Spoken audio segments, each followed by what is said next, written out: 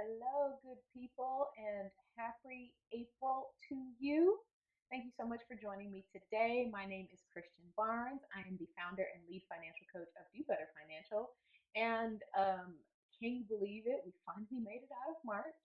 But unfortunately, we are still in our houses, but we're going to make the best of it, right? So, obviously, you've made the best of it. You have joined me again today. We are on session three of our breaking down the stimulus package series, and today we're going to be covering a couple of topics: um, healthcare, retirement accounts, and also charitable contributions. Hi, Mom. Thanks so much for joining me today.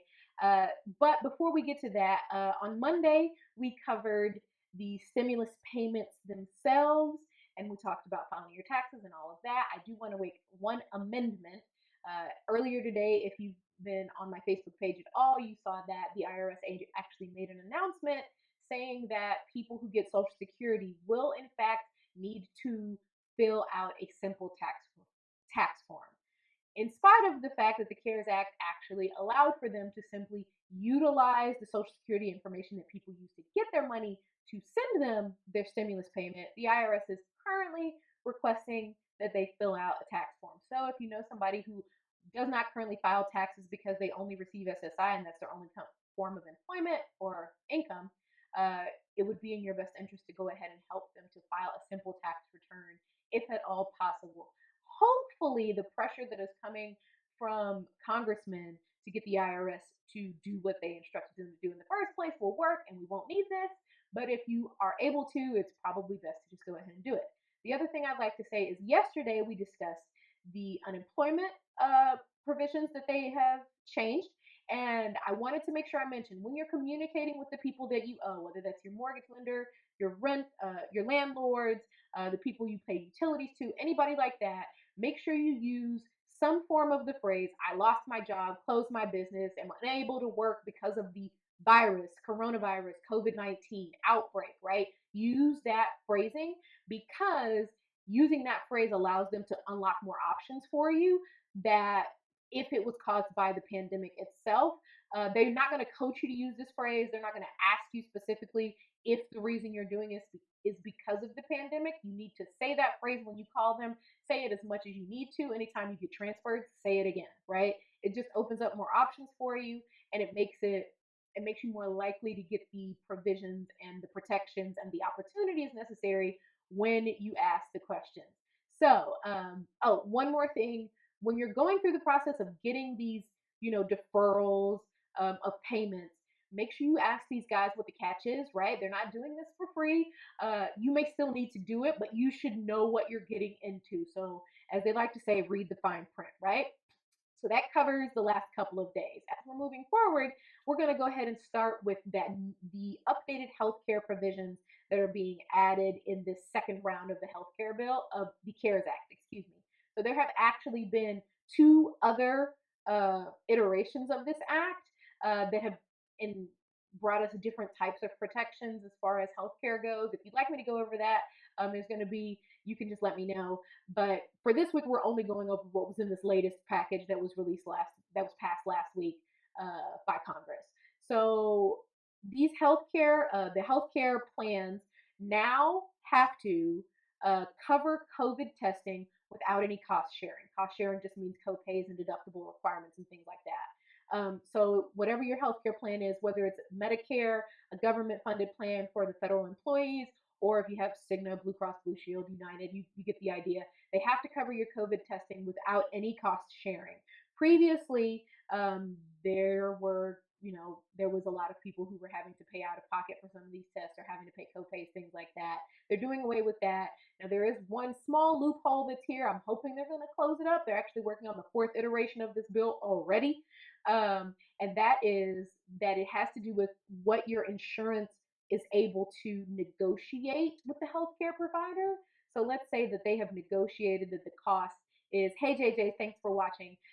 Let's say they negotiated that the cost of this particular test is $100. I'm making up numbers. I have no idea how much the test costs. They've negotiated that the cost is $100 with this healthcare provider, but the market price at the time is like $120. They may charge you the difference, right? So you may get some stuff like that. You may end up getting a bill, but keep your keep your eyes open for the changes that occur. Make sure that you're not getting had, so to speak, and just know that they should be covering the cost of the test. And they also should not be requiring you to make any proof to go to any sort of physician to, have approval or referral or anything like that. All of that stuff has been done away with. Next thing is that healthcare plans need to provide cost-free coverage. That means free to you for any future vaccines within 15 days of them being approved by the CDC or other government agency. Normally, they would have a year to comply with this, but because of the impact it's having on the monies, they have 15 days to comply with this. So, when we do have a vaccine, there are a lot of people working on this. Trust me, we will. Hi, J. Arlene. Hi, Sierra. Hi, Greg. Thanks for joining me today. When they have a vaccine, they will have 15 days in which to make sure that all of the people on their healthcare plans are able to get it at zero cost. Now, let's just define healthcare plans right quick. Like I mentioned earlier, you're talking about your United, your Blue Crosses, your things like that. This excludes what they call accepted benefits. There's going to be a link in the description below so that you can see exactly what that means, but that's usually stuff like vision, dental, ADD or accidental death and disability, um, accidental death and dismemberment, as well as disability. I'm going to put a link in the description. You'll see it down there that lists all the rest of them. But your vision is not going to cover your COVID testing. Your dental is not going to cover it. Things like that. If you have cancer insurance, probably shouldn't. It's really a waste of money, but that's a separate topic. Anyway, they're not going to cover COVID testing. They're not going to be covering vaccines. This is only for overall healthcare coverage, right? Last one, this is technically not for the public, but it impacts you guys. So one of them, they have waived penalties for HIPAA violations currently for hospitals. So what that means, here's why they've done it. A lot of people are using things like FaceTime or WhatsApp or some other video conferencing software to interact with their patients right now. And so because of that, they have to, these things do not have the encryption that a health website or a health conferencing call normally would. So for instance, my therapist used something called VC, B and C as in site. And that is encrypted in a way that no one else can hack it. Obviously, you've seen that people have been hacking Zoom calls with classes. It's horrible. But types of those types of video conferencing software typically don't have the level of encryption that something like VC would. So they're waiving the HIPAA regulations, preventing doctors and medical providers from using those things. But that means that you need to be more vigilant when you're interacting with them, right?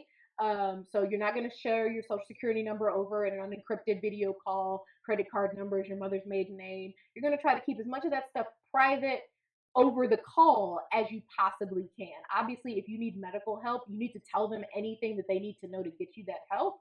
And going to the doctor in person is just not an option for most people right now. So go ahead and use the telemedicine that's available, but just be cognizant of the fact that they're not going to be penalized if somebody happens to overhear their conversation or if it's not perfectly encrypted and somebody gets a hold of that information. So protect your own information, okay? Next, it kind of connects to this particular topic, is there's an increase in access to telehealth. This has to do with your HSA. So typically, healthcare providers would have shook the camera, my bad. Typically, healthcare providers in the past would not have been able to cover your telehealth visits until you met a deductible of some sort. That provision is being rescinded, but only until 2021. But that should be enough time, hopefully, for us to get a vaccine, some treatment, something, so that we can get back to normal-ish, right? So when I say telehealth, I mean things like doctors on demand, where you're able to log in. Hi, Samantha, thanks for joining me today. You're able to log in and you're able to log in, meet a doctor on your phone or on your device instead of going into an office, which is pretty much our only option right now, unless you're like dying.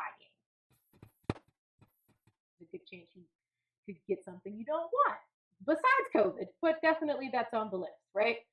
The other great thing about HSA, which I am personally thrilled about, is you can now, once again, purchase your over-the-counter medications using your HSAs and FSAs. Yay!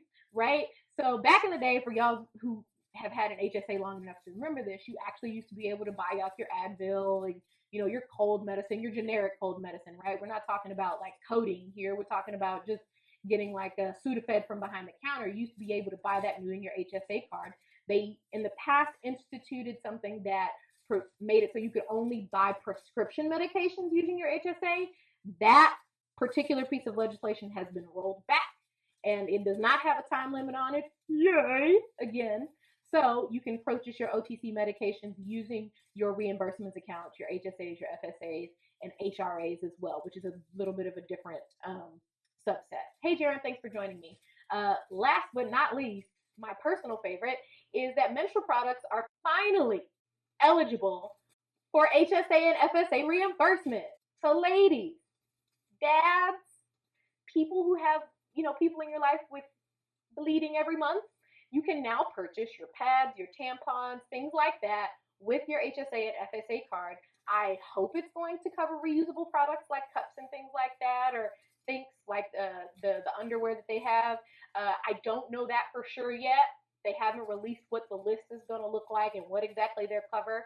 But I'm hoping those things will be on the list. And honestly, more than likely, things like CBD oil or CBD products are probably not going to be covered. Let's just be honest about that. But other medications that you might use for pain mitigation probably are because of the OTC, because of the eligibility of OTC medications. So your Advils, your Aleve, your Midols, all of that, right? So that covers HSAs and healthcare. We're going to get into kind of the meatier part of today's coverage. So, and that is retirement accounts. So the first one applies regardless of whether you've been affected by the virus or not. And that's that there will be no minimum distribution requirements for retirement accounts. This does not affect pensions. So if you have a pension, you have to continue to do whatever you've always done with pensions. You do not, if you don't have the liquidity, if you don't need the liquidity, to make ends meet on a day-to-day basis, it's a great option for you to preserve your investments during a bear market. Right now, obviously, the market has tanked a decent amount. I looked at my accounts the other day, and they've dropped by about 25% since December. Not exciting, but here's the truth: the markets go up and down. They always have, and over a 30-year period, your investments trend upwards, right? Somewhere between 8 and 12%, depending on, how aggressive you are with looking at those periods. Hey, Phil, thanks for joining me today.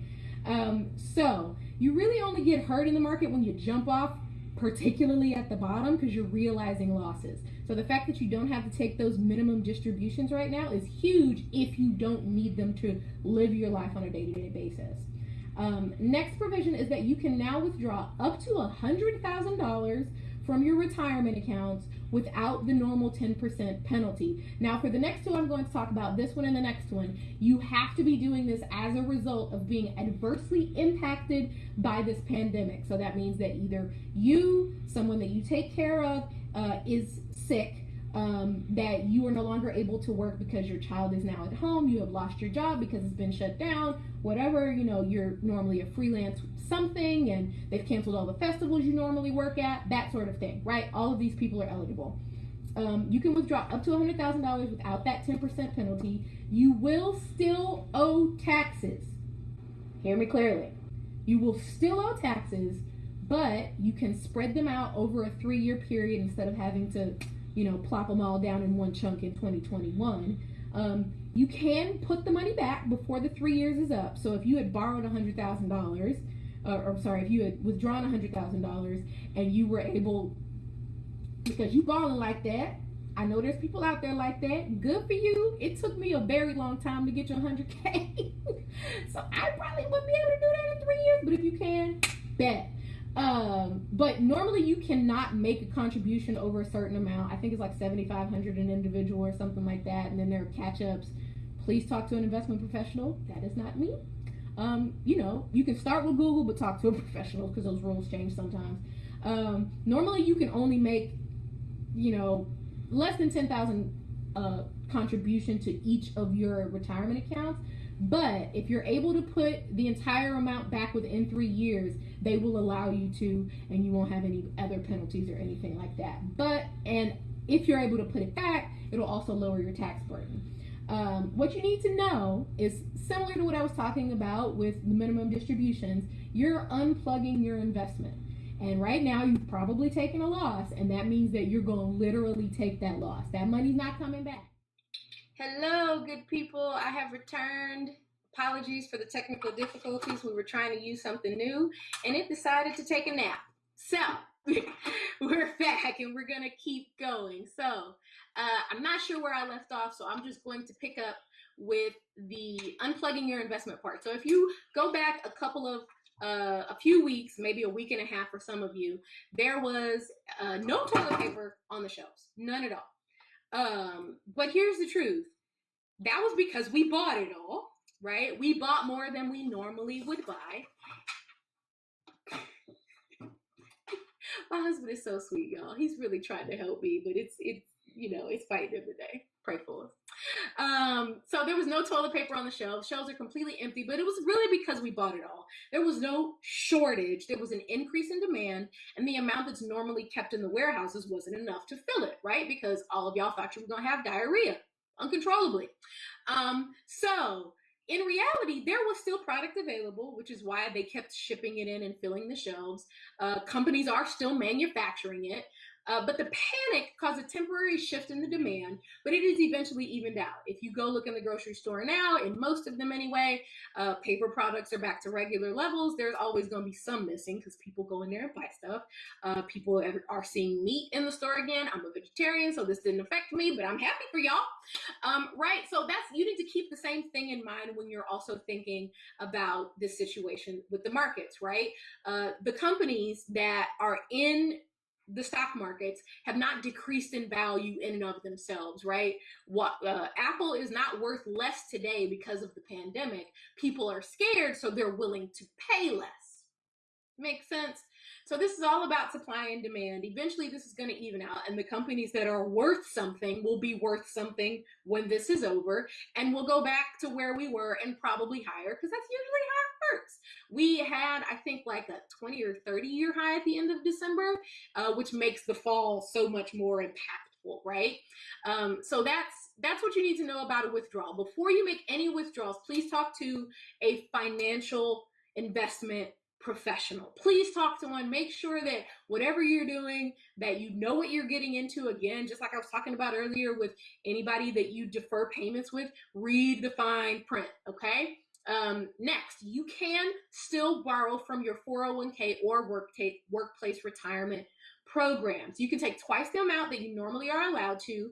Normally, you can only, you're allowed to take half of your balance or up to $50,000. That has been increased to $100,000, and the 10% penalty has been waived, similar to making a withdrawal. If you already have a loan in place that was due before December 31st of this year, you get an extra year to pay it off, which is really nice. But the same as with the withdrawals and the required disbursements, you're going to be unplugging your investment at the worst possible time when at the bottom of the market, which means your losses are becoming realized, right? Now, one nice thing about a 401k loan as opposed to a withdrawal is that you don't owe income tax if you pay it back within 5 years. But you have to use after-tax dollars to put that money back, which is pretty much using the main benefits of 401ks, which is that you can invest pre-tax dollars, meaning you can take that actual amount that you get paid. Like if you're, when you got your offer letter, it said you got paid $60,000, you get to invest some of that money before Uncle Sam takes his cut. If you have to pay back a 401k loan, you have to put it back with money after Uncle Sam took his cut, right? Other thing you need to know about 401k loans is if you leave the company, rather when you leave the company, whether it's by choice, meaning that you found a new job, or otherwise, meaning they fired you or you passed away, the loan could be due in full, which is the worst possible outcome if you have been fired or if you passed away and now whoever is dealing with your estate has to deal with that. Or you could owe taxes or be hit with an early withdrawal penalty. So again, before you take money out of these accounts, remember two things. You're unplugging your investment. You're losing the opportunity to ride the market wave back up. And you will owe money in some form, either an interest. You do owe interest on your 401k loans, even though you're technically paying it to yourself. I guarantee you the interest that you pay yourself is less than what the market would pay you, right? If you're desperate, this is an option. I would not say it's the best option, but it is an option, okay? So think it through, read the fine print, know what you're getting into, and please don't scramble your next egg just because you really want to buy a car and you happen to have been impacted, right? That's not what this is for. Bad idea, okay? So those are the two, the three things that have to do with retirement accounts. Our last one is charitable contributions. You're going to have two new things here. So if you do not itemize your taxes, meaning you take the standard deduction every year, there is a new provision that will allow you to deduct up to $300 in charitable contributions. So that's a really nice perk if you're somebody who has not been affected by this, or you're just somebody who has a giving spirit. And this is for 2020 again. So when you file your taxes in 2021, this is when you would see this available. It's not going to be available for your 2019 taxes, which you're filing sometime in the next 3 or 4 months, right? But we already said we need to file our taxes for 2019 because we want our stimulus check in the first video. Go check that out, right? So this is applicable. This is really cool. That means that you get a little bit of an extra deduction on top of your standard deduction. The other change is that for people who do itemize and have a large disposable income, the limits on how much you can donate used to be 60% of your adjusted gross income. So for instance, if you were somebody who made $1 million last year, the most that you could deduct was $600,000, right? That would be the maximum that they would allow you to deduct for tax purposes. Now they have actually raised that to 100%. So let's pretend, or maybe you really are, hey, how you doing, millionaire? Let's pretend you're a millionaire. You have $50 million chilling in a bank, but you technically made $100,000, technically made $1 million in 2020. You would be allowed to deduct the full million if you donated it to public, if you donated it to eligible 501c3s. Most of those are going to be what they call public charities. This does not include private foundations. So if you're donating to some sort of, conglomerate that spreads donations out all over the place, they do not count. So if you do your donation to an eligible 501c3, you can deduct up to 100% of your adjusted gross income. Also for corporate people, if you have any businesses that do donations, you can deduct, instead of being able to normally deduct 10% of your funds. I'm drawing the blank on the right word for what you call profit. Normally you're able to deduct 10% of your profits. Now you would be able to do 25%. Same restriction applies. It has to be to an eligible 501c3 and not a private foundation. So I know we covered a whole lot today, but just to recap really quickly, for your healthcare stuff, your HSAs, you're now eligible to buy your OTCs and your feminine products using your HSA and FSAs. You are also now able to get access to a COVID-19 test without having to go through any hoops or to pay any deductibles or anything like that. As far as your retirement goes, there are no required distributions for people who are over a certain age. I think it's 72. Don't quote me. Seek your retirement professionals. And you can borrow / withdraw up to $100,000 from your retirements or 401ks, and that 10% penalty has been waived. But remember, you have to pay it back. You have to pay taxes depending on which of those is available to you. Okay. Last but not least is the charitable contributions. If you do not itemize, you can take a $300 deduction if you make any donations during this period of time. And the itemized limits have increased from 60% to 100% for individuals and from 10% to 25% for corporations. This excludes private foundations. Thank you so much for joining me today. If you have the ability to make a donation to one of these, to one of the causes that's going around, I know that they have one currently that's benefiting people in the restaurant industry. Obviously, there are tons of food banks who are seeing a huge surge in the amount of people who need food, and there are plenty more that are supporting healthcare workers and childcare needs, and I'm sure there are some others that I don't even know about. But if you know of any of those, you can feel free to post them in the comments so that other people can look into them and can contribute as they see. As they are able and as they see fit. There's also a really cool campaign that my sister is doing called No Appointment Necessary, where we're trying to support those people who normally service us, like barbers, salon hairstylists, nail techs, massage therapists, people like that. And the idea of the campaign is that you would go ahead and pay them like you're having your regular appointment if you are able to, obviously, right? I know a lot of people have been adversely impacted, but some of us are not. I know in my house, we both got the exact same paychecks we got last month, and we're going to keep getting them because technically we're both essential. By the grace of God, I get to work from home. My husband's is not, but he's like one of 8 people at the office. So it's adjacent to working from home. He just got to drive there. Definitely not the best. Anyway, our income hasn't changed, but I know there are people whose income has not changed. You're in the exact same spot. If you're a barber, if you normally go see them every 2 weeks and you are able to, go ahead and pay that guy. Like, he's been your dude. He keep you looking right, and right now he can't get to you, but that's not his fault. Go ahead and pay him. They'll definitely appreciate it. I just want to say my sister is not one of these people, but she has been before. We have a lot of friends and family who are in this situation, probably more friends than family right now, but they have been. And it's going to be hard for them.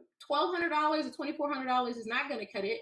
And for those of us who are capable, this is a good opportunity not only to help others, but to increase our deductions for 2021. So thank you so much for joining me today. Tomorrow we're going to be covering student loans. I am so excited. I know this is one that a lot of people are waiting for. So join me again right here tomorrow at 6 p.m. If you want to watch this video again later, it's going to be up on YouTube. You can go subscribe to the Do Better Financial YouTube page.